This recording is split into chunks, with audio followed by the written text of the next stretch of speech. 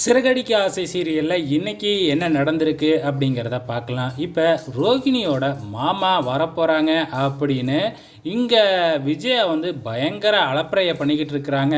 மீனாவை கூப்பிட்டு கூப்பிட்டு அதை பண்ணு, ஏன் இதெல்லாம் இப்படி கிடக்கு, ஏன் குப்பை மாதிரி கிடக்குது, சிங்கப்பூரில் மலேசியாவில் இருந்து வராரு, அவர் பார்த்தாருன்னா என்ன நினைப்பாரு, அப்படி இப்படின்னு வந்து பார்த்தீங்கன்னா கோலம் போடு, கோலத்துக்கு இந்தாண்டா வெல்கம்னு எழுது, அப்படி இப்படின்னு எல்லா வேலையும் மீனாக்கிட்டே வச்சுக்கிட்டு இருக்கிறாங்க.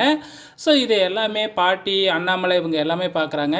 இப்போ எதுக்கு இவ்வளோ அலப்பறை பண்ணிக்கிட்டு இருக்க, இன்னும் அவர் வராரா என்னன்னே தெரியல, அவர் வர்ற மாதிரி ஒரு அறிகுறி கூட இல்லவே இல்லை, நீ எதுக்கு அதுக்குள்ளே இவ்வளோ அலப்பறை பண்ணிக்கிட்டு இருக்க அப்படிங்கிற மாதிரி வந்து பார்த்திங்கன்னா விஜயாவை கேள்வி கேட்டுக்கிட்டு இருக்கிறாங்க.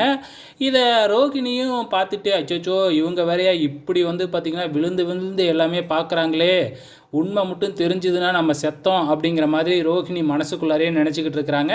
அண்ணாமலை டைரெக்டாகவே ரோகிணி கிட்ட கேட்டுடுறாங்க, உண்மையாலுமே உன் மாமா வராரா இல்லையா, நீ மாட்டுக்கு நேத்திலிருந்து இப்போ வராரு இப்போ வராருன்னு சொல்லிக்கிட்டே இருக்க, ஆனால் வந்த பாடே இல்லவே இல்லையே அப்படிங்கிற மாதிரி கேட்குறாங்க.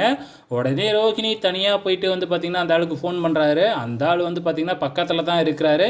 பக்கத்தில் இருந்துக்கிட்டு வந்து பார்த்திங்கன்னா சினிமா டைலாக்காக சொல்லிக்கிட்டு இப்படிலாம் பில்டப் பண்ணணும், அப்போனா தான் வந்து பார்த்திங்கன்னா கரெக்டாக இருக்கும், என்னோடய ஆக்டிங்கை பார்த்து பாரு எல்லாருமே மயங்கி போகிறாங்க, அப்படி இப்படின்னு டைலாக்லாம் அடிச்சுட்டு கிளம்புறாரு.